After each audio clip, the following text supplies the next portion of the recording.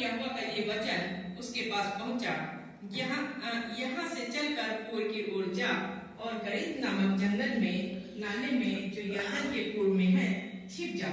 उसी नाले का पानी तू पिया कर, और मैंने कौवों को आज्ञा दी है कि वे तुझे वहां खिलाएं। और यहोवा का ये वचन मानकर वो यरदन के पूर्व में करीत नामक नाले में जाकर छिपा रहा, और सवेरे और सांझ को कौवे उसके पास रोटी और मांस लाया करते थे, और वो नाले का पानी पिया करता था। कुछ दिनों के बाद उस देश में वर्षा न होने के कारण नाला सूख गया। Praise the Lord, hallelujah, hallelujah. अगर हम आपको बोले कि ना तो यहाँ वर्षा होगी, ना पानी बरसेगा, और ना कोई फसल होगी, तो आप क्या कहेंगे? आप उसको मारने को उतारू हो जाएंगे कि ऐसा क्यों बोल रहे हो तुम कि यहाँ फसल क्यों नहीं होगी, यहाँ वर्षा क्यों नहीं होगी? भाई, उसको एक परमेश्वर का दास था, तिरछी में एलिया जो गिलाद के परदेशियों में था। एलिया एक व्यक्ति था, भविष्यवक्ता था। वो आहाब से कहा, आहाब एक राजा था, उसे बोला कि मेरे कहे बिना जब तक मैं नहीं कहूंगा, जब तक इस देश में ना तो वर्षा होगी और ना पानी उसकी एक बूंद पड़ेगी। तो जैसे उसने कहा, तो वहां का राजा आहाब जो था वो नाराज हो गया कि अरे वाह, तुम कौन हो?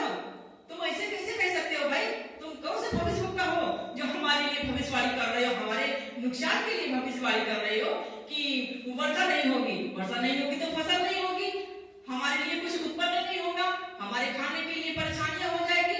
ये जब ऐसा मनुष्य है ना, इसको मार डालो। वो सब लोग मिलकर सोचे कि इसको मार डाला जाए भविष्यवक्ता को, एलिया को।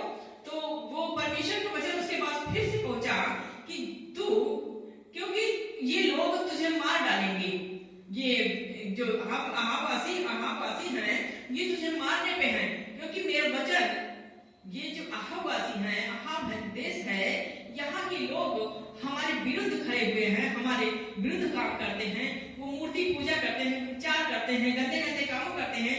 इसलिए तू मेरा वचन उन लोगों को सुना दे, जाके हिदायत दे जाके कि जब तक, क्योंकि अगर ये फिरते हैं तो ठीक है, अगर नहीं फिरते तो ये मेरा वचन सुना दे कि जब तक मैं ना बोलूंगा, जब तक मेरे कहे बिना, जब तक मैं नहीं कहूंगा, जब तक ना तो इस देश में वर्षा होगी और ना पानी की उसकी एक बूंद पड़ेगी।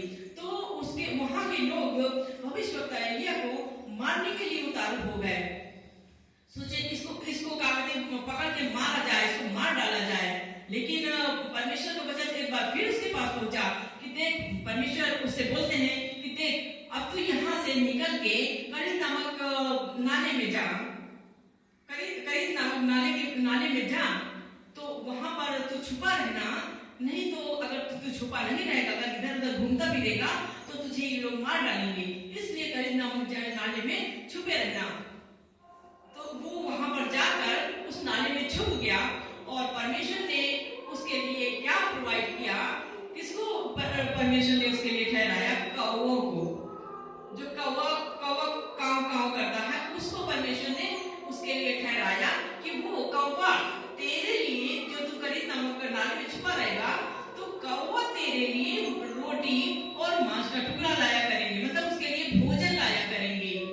तो जब वो छुपा था, तो कौवे उसको शाम सुबह भोजन देने आते थे। ऐसा परमेश्वर करने वाला है। कौवा कभी कोई काम करता है हम लोगों के लिए? वो तो मांस का टुकड़ा पाएगा तो लेके भाग जाएगा, हमें लाएगा। लेकिन परमेश्वर नियुक्त करता है, परमेश्वर आपके लिए प्रोवाइड करता है, परमेश्वर आपके लिए अरेंज करवाता है कि तुम्हें किस तरीके, कहां पर क्या आवश्यकता है।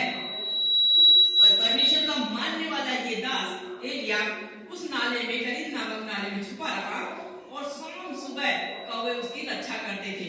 तो इसी तरह हमें भी परमेश्वर पे बने रहना चाहिए, परमेश्वर पर विश्वास रखना चाहिए। वो हमारे लिए हर कुछ अरेंज करवाने वाला है, हर चीज प्रोवाइड करवाने वाला है।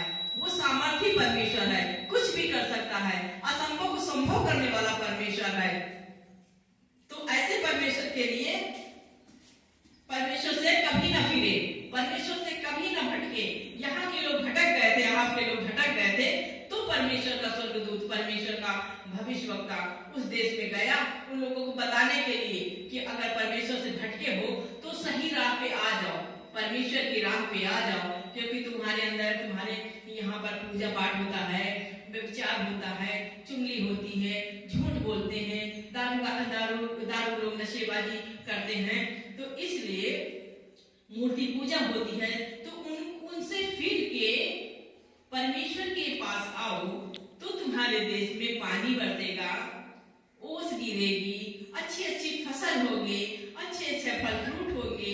अगर पानी नहीं बरसेगा तो फल फ्रूट भी नहीं होगा, कोई भी चीज आपके लिए आपके नहीं मिल सकती है, कोई भी फसल पैदावार नहीं होगी, कुछ भी नहीं हो सका होगा, सब सूख जाएगा।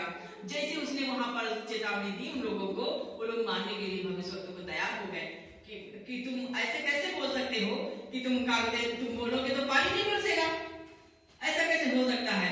चलो इस व्यक्ति को हम सब लोग मार डालें, क्योंकि ये हमारे खिलाफ बोल रहा है कि हमारे घर में पानी नहीं बरसेगा, हमारे देश में पानी नहीं बरसेगा, वो उसकी बूंद नहीं पड़ेगी, इसलिए उसको मारने के लिए सब लोग उतावले हो गए।